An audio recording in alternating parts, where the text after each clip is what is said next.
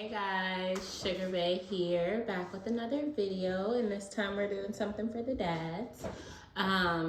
This one will actually be super quick, something easy for you to do at home, something easy for you to follow along with today.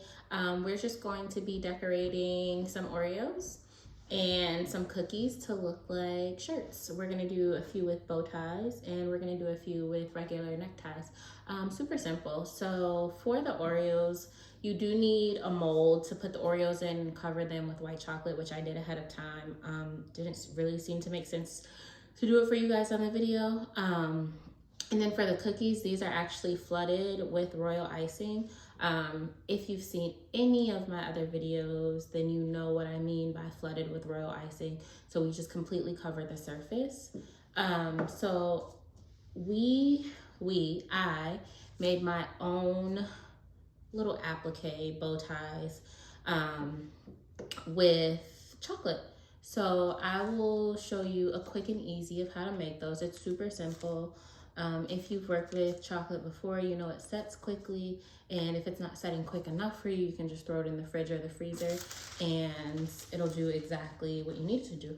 So what you're gonna do, you're gonna get some wax paper and you're gonna melt some chocolate. I put mine in a piping bag. If you don't have piping bags, you can always use a Ziploc bag. That's an easy hack. I'm just going to freehand my bow ties and my ties on this wax paper. So for a bow tie, I'm going to do a sideways triangle with rounded sides, and we'll show you a close-up of this at the end, well, you know, later.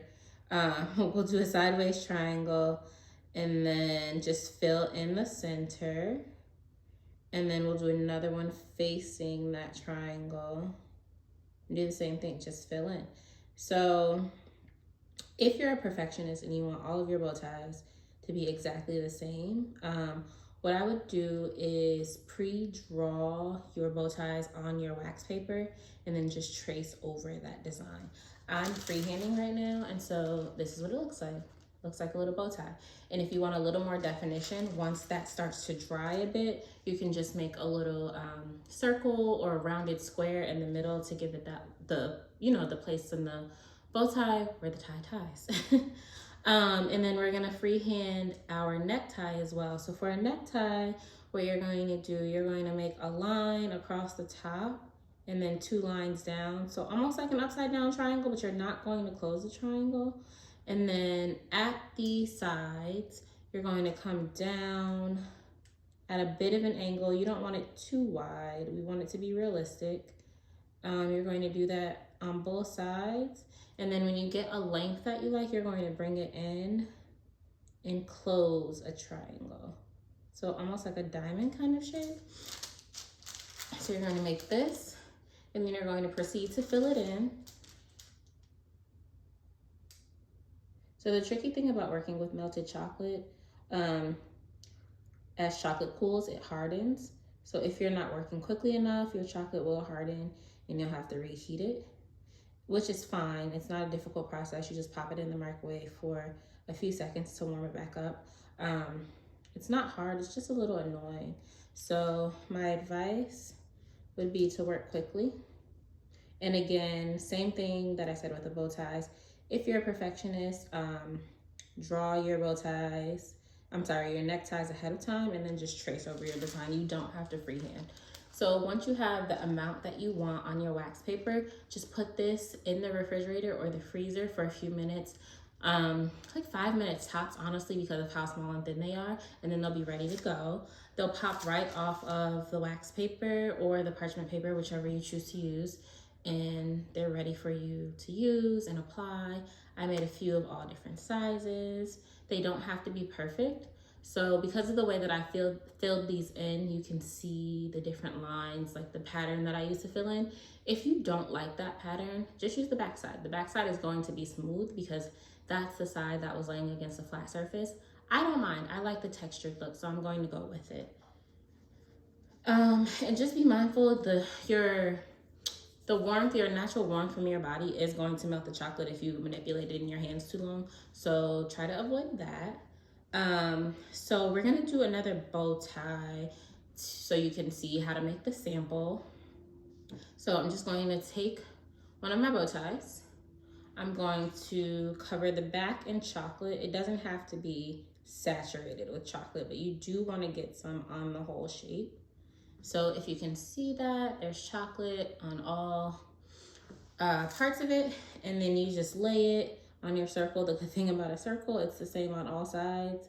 So it doesn't really matter which edge you choose to lay your bow tie on.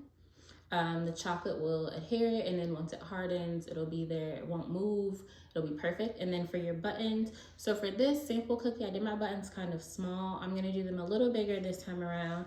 And I didn't pre-make these, as you could see. So I'm going to do them right on the cookie. So all I'm going to do is squeeze my piping bag until I have a dot of my desired size. And this is totally personal preference. You might want smaller ones like the sample Oreo, or you might choose to go a little bigger like I did with this one. And I think both look good. Give me 1 second, I'll show you. So that's what that looks like. All right, super easy. And then the same thing with the necktie. So with the necktie, as you know, if you're wearing a necktie, it's going to cover the buttons of your shirt, so it's even less work. You just pick your necktie, you put your melted chocolate on the back to adhere it,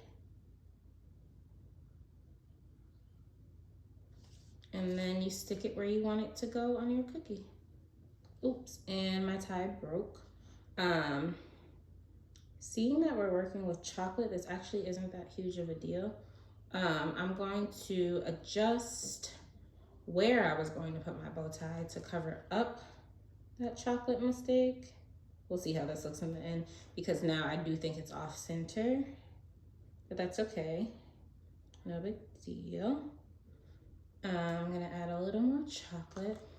And just be careful if you're working with white chocolate in any other color, because white chocolate is white.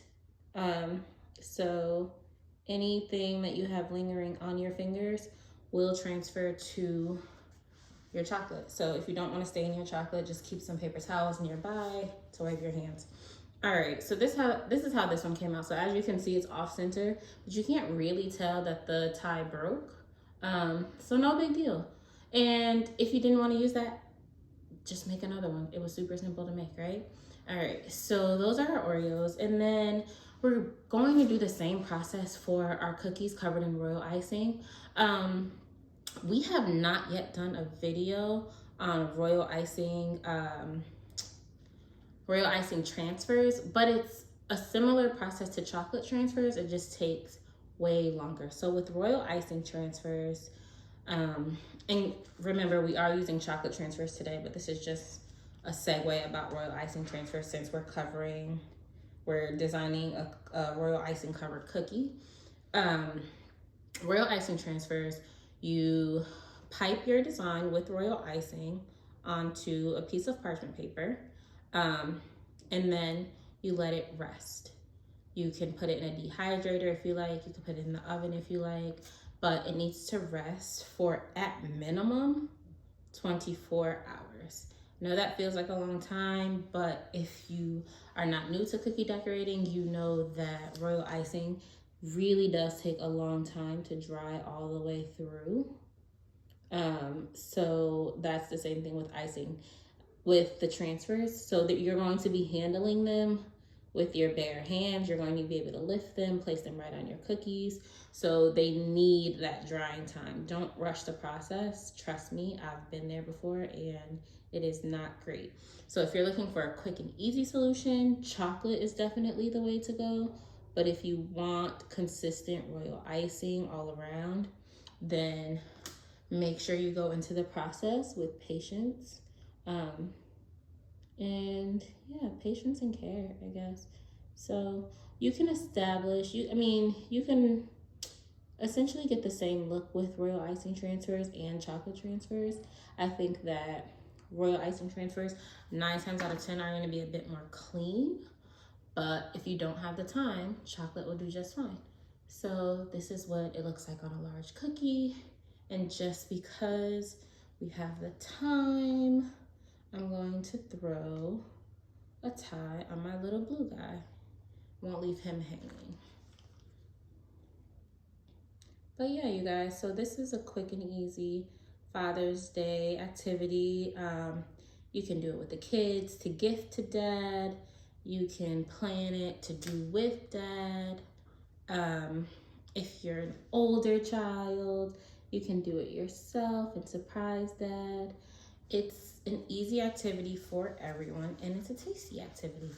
So there's our last little guy. Again, our Oreo with the bow tie. And that's it. There you have it. So thanks for watching today. To all of the dads and grandpas and father figures out there, happy Father's Day. Make sure that you follow us at The Baking Baes on Instagram.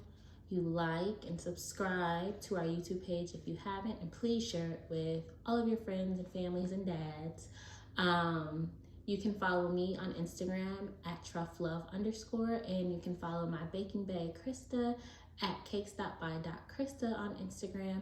And if you've enjoyed this video, head on over to watch Krista's video, her Father's Day designs as well. She did something fun with cupcakes similar to this, so check that out. And thanks for joining us.